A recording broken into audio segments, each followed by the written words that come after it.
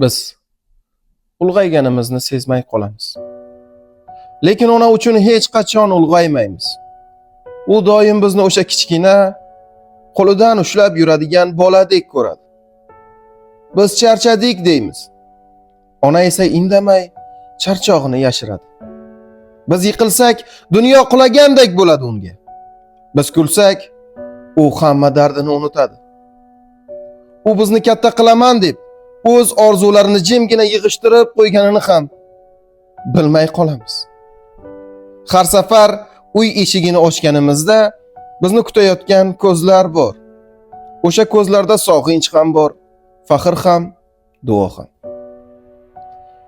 Onani qo'llari oddiy qo'l emas.